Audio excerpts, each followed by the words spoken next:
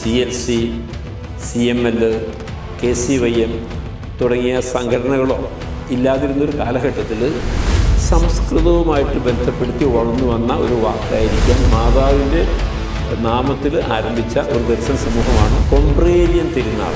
സുറിയാനി പള്ളികളിലും അത് തീരെ കണ്ടിട്ടില്ല. പ്രിയരെ, നമ്മുടെ ഇടവകളിൽ ദർശന സമൂഹം എന്ന് പറഞ്ഞൊരു വിഭാഗമുണ്ട്. എന്താണ് ഈ ദർശന സമൂഹം? എങ്ങനെയാണ് ഉത്ഭവിച്ചത്? എന്തിനു വേണ്ടിയാണ് അങ്ങനെ ഒരു സംഘടന നമ്മുടെ ഇടവകളിൽ ഉണ്ടായത് എന്നതിനെ പറ്റിയാണ് ഈ എപ്പിസോഡിൽ ഞാൻ പറയാനായിട്ട് ഉദ്യമിക്കുന്നത്. ഇത് പോർച്ചുഗീസുകാരുടെ വരവിന് ശേഷം കേരള സഭയിൽ ജന്മമെടുത്ത ഒരു പതിവാണ് ഈ ദർശന സമൂഹം. കാരണം 1599 ഉദയംപേരൂർ സൂനഹദോസിന് മുമ്പ് കേരളത്തിൽ ദർശന സമൂഹങ്ങൾ ഉണ്ടായതായിട്ട് കാണുന്നില്ല.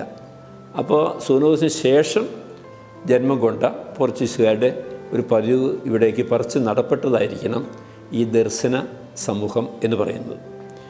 ഇതിന് പറഞ്ഞിരുന്ന വാക്ക് കൊമ്പ്രേരിയം എന്നാണ്. കൊമ്പ്രേരിയം എന്ന് പറഞ്ഞു കഴിഞ്ഞാൽ ഇംഗ്ലീഷിൽ കോൺഫ്രറ്റേണിറ്റി, സഹോദരന്മാർ ഒരുമിച്ച് ഇരുന്ന അവസ്ഥ. നമ്മൾ ഓർക്കണം, പണ്ടൊക്കെ നമ്മുടെ നാട്ടിൽ ഇന്നുള്ളതുപോലെ ഫാമിലി യൂണിറ്റുകളോ അതല്ലെങ്കിൽ CLC, CML, KCYM തുടങ്ങിയ സംഘടനകളോ ഇല്ലാതിരുന്നൊരു കാലഘട്ടത്തിൽ പള്ളിയിലെ കാര്യങ്ങളൊക്കെ ഭംഗിയായിട്ട് നടത്തുന്നതിന് കുറേ വോളണ്ടിയേഴ്സ് ആവശ്യമാണ്. അങ്ങനെ ആ വോളണ്ടിയേഴ്സ് സഭയിൽ ഒരു കൂട്ടായ്മയായിട്ട് ഇടവകളിൽ പ്രവർത്തിച്ചു വന്നു. അങ്ങനെ ഒരു കോൺഫ്രറ്റേണിറ്റി, കൊമ്പ്രേരിയം അല്ലെങ്കിൽ ഒരു സമൂഹം രൂപപ്പെട്ടു വന്നു. പള്ളിയിലെ ശുശ്രൂഷകൾക്ക് നേതൃത്വം കൊടുക്കുന്നതിനും വോളണ്ടിയേഴ്സ് ആകുന്നതിനും ഒക്കെയായിട്ട് അങ്ങനെ ഒരു പതിവ് ആരംഭിച്ചു. എങ്ങനെയായിരിക്കാം ദർശനം എന്നുള്ള വാക്ക് കിട്ടിയത്? അതിൽ പക്ഷേ ചിലരുടെ നിഗമനത്തിൽ മിഷണറിമാർ ഇവിടെ വന്ന് അവർ പോർച്ചുഗീസ് ഭാഷയാണ് സംസാരിച്ചിരുന്നതെങ്കിലും നാട്ടിൽ വന്നപ്പോൾ ഇവിടുത്തെ സംസ്കൃതവുമായിട്ടൊക്കെ പരിചയപ്പെട്ടപ്പോൾ സംസ്കൃതവുമായിട്ട് ബന്ധപ്പെടുത്തി വളർന്നു വന്ന ഒരു വാക്കായിരിക്കാം ദർശനം. ദർശ് എന്ന് പറഞ്ഞു കഴിഞ്ഞാൽ വഴികാട്ടുക, ദർശകൻ, വഴികാട്ടുന്നവൻ.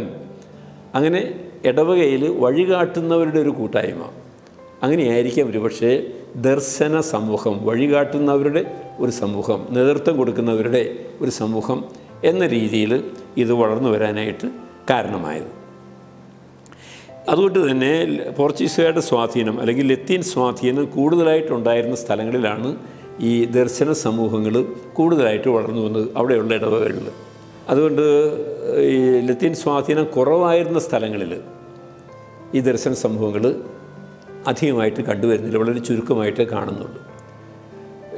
അല്പം അടുത്ത കാലത്ത് ചരിത്രം പരിശോധിച്ചാൽ 1960-കൾക്ക് ശേഷം ലത്തീൻ സ്വാധീനം കുറവായിരുന്ന സ്ഥലങ്ങളിൽ മിക്കവാറും ഒക്കെ ദർശന സമൂഹം അപ്രത്യക്ഷമായിട്ടുണ്ട്. എന്നാൽ ലത്തീൻ സ്വാധീനം ഉണ്ടായിരുന്ന സ്ഥലങ്ങളിൽ ഇന്നും ദർശന സമൂഹങ്ങളുണ്ട്. ചിലപ്പോൾ തിരുനാൾ വരുമ്പോൾ ദർശന തിരുനാൾ, മാതാവിൻ്റെ ദർശന തിരുനാൾ എന്ന് പറഞ്ഞാൽ മാതാവിൻ്റെ നാമത്തിൽ ആരംഭിച്ച ഒരു ദർശന സമൂഹമാണ് മാതാവിൻ്റെ ദർശന തിരുനാൾ നടത്തുക, അല്ലെങ്കിൽ ഔസേപ്പിതാവിൻ്റെ ദർശന തിരുനാൾ. ഇന്ന് ലത്തീൻ പള്ളികളിൽ മറ്റൊരു വാക്ക് ഉപയോഗിക്കാറുണ്ട്, കൊമ്പ്രേരിയൻ തിരുനാൾ എന്ന് പറഞ്ഞാൽ ദർശന തിരുനാൾ തന്നെ. ഔസേപ്പിതാവിൻ്റെ കൊമ്പ്രേരിയൻ തിരുനാൾ എന്ന് പറഞ്ഞാൽ ഔസേപ്പിതാവിൻ്റെ ദർശന തിരുനാൾ. അപ്പോൾ അങ്ങനെയാണ് ഈ ദർശന സമൂഹം നമ്മുടെ ഇടവകളിൽ കടന്നു വരാനായിട്ട് കാരണമായത്. ഇന്ന് വലിയ പ്രചാരം അതിന് കിട്ടുന്നില്ല, പുതുതായിട്ട് അംഗങ്ങൾ കാര്യമായിട്ട് അതിൽ ചേരുന്നില്ല. പ്രത്യേകിച്ച് സീറോ മലബാർ പാരമ്പര്യത്തിൽ കാര്യമായിട്ട് അതിന് പുരോഗതി ഉണ്ടാകുന്നില്ല. എന്നാൽ ലത്തീൻ സഭയിൽ ഇന്നും അവരുടെ സാന്നിധ്യം വളരെ ശക്തമായിട്ട് പല പള്ളികളിലുമുണ്ട്. 1606 ഈ ഉദയംപേരൂർ സൂനഹദോസ് നടത്തിയ മെനേസിസ് മെത്രാപ്പൊലീത്തയുടെ പിൻഗാമിയായിട്ട് വന്ന റോസ് മെത്രാൻ 1606 ഇവിടുത്തെ ഇടവകൾക്കൊരു നിർദ്ദേശം കൊടുത്തു. ഒരാൾ മരിച്ച് അയാളുടെ ശവസംസ്കാരം നടത്തുമ്പോൾ ഈ ഔദ്യോഗിക വേഷം ധരിച്ച സമൂഹ അംഗങ്ങൾ ആ മൃതസംസ്കാരത്തിൽ പങ്കെടുത്ത് അദ്ദേഹത്തെ ബഹുമാനിക്കാനും അകമ്പടി സേവിക്കാനും പോകണം എന്നൊരു നിർദ്ദേശം കൊടുത്തു. അങ്ങനെയാണ് ഇന്ന് സുറിയാനി പള്ളികളിലും അത് തീരെ കണ്ടിട്ടില്ല. എന്നാൽ ലത്തീൻ പള്ളികളിൽ ഇന്നും ശവസംസ്കാരത്തിന് വീട്ടിൽ നിന്ന് ദർശന സമൂഹം അവരുടെ ഔദ്യോഗിക വസ്ത്രങ്ങൾ ധരിച്ച് കുരിശും കൊടയുമൊക്കെ ഏന്തി ആഘോഷമായിട്ട് പള്ളിയിലേക്ക് മൃതശരീരത്തെ അകമ്പടി സേവിക്കുന്ന ഒരു പതിവുണ്ട്. ഈ പതിവ് 1606 ഞാൻ പറഞ്ഞതുപോലെ റോസ് മെത്രാൻ്റെ നിർദ്ദേശപ്രകാരം ഇവിടുത്തെ പള്ളികളിൽ ആരംഭിച്ചതാണ്. ഈ ദർശന തിരുനാളിൻ്റെ അല്ലെങ്കിൽ ദർശന സമൂഹത്തോട് ബന്ധപ്പെട്ട് ചില വാക്കുകൾ പോർച്ചുഗീസ് ഭാഷയിൽ നിന്ന് നമുക്ക് ലഭിച്ചിട്ടുണ്ട്. അത് പലർക്കൊക്കെ ഈ ദർശന സമൂഹം ഉള്ള സ്ഥലങ്ങളിൽ ആളുകൾക്ക് ആ പദങ്ങൾ പരിചയമാണ്. അതിനകത്തൊന്നാണ് ചെമ്മതോർ എന്ന് പറയുന്നത്. ചെമ്മതോർ എന്ന് പറയുന്ന ആൾ കൺവീനറാണ്, ഇതെല്ലാം വിളിച്ചു കൂട്ടേണ്ട ആളാണ്. അദ്ദേഹമാണ് ചെമ്മതോർ എന്ന് പറയുന്നത്. രണ്ടാമതൊന്നും നമുക്ക് എല്ലാവർക്കും വളരെ പരിചിതമായിട്ടുള്ള വാക്കാണ് പ്രസുദേന്തി. പ്രസുദേന്തി എന്ന് പറയുന്നത് പ്രസിഡൻറ്റ്, അതിൻ്റെ പ്രസിഡൻറ്റ്, ആ സമൂഹത്തിൻ്റെ പ്രസിഡൻറ്റ്. ഇപ്പോൾ തിരുനാൾ പ്രസുദേന്തി എന്ന് പറയുന്നത് അതിൻ്റെ പ്രസിഡൻറ്റ്. അങ്ങനെ ഒരു വാക്ക് പോർച്ചുഗീസ് ഭാഷയിൽ കടന്നു വന്നിട്ടുണ്ട്. പിന്നെ പ്രൊക്കൂർദോർ എന്ന് പറയുന്നൊരു തസ്തികയുണ്ട്. പ്രൊക്കുറേറ്റർ എന്ന് നമ്മൾ ഇംഗ്ലീഷിൽ പറയുന്ന തസ്തിക. ഇതുകൂടാതെ തെസരൻ എന്ന് പറയുന്നത് ട്രഷററാണ്, പണം സൂക്ഷിക്കുന്നയാൾ. അതാണ് തെസരൻ എന്ന് പറയുന്നത്. മറ്റൊന്നാണ് തോച്ചക്കാരൻ എന്ന് പറഞ്ഞാൽ ടോർച്ച് വഹിക്കുന്നവൻ എന്ന് പറഞ്ഞാൽ തിരി വഹിക്കുന്നവനാണ് തോച്ചക്കാരൻ. ടോർച്ച് ബെയറർ ആണ് തോച്ചക്കാരനായത്.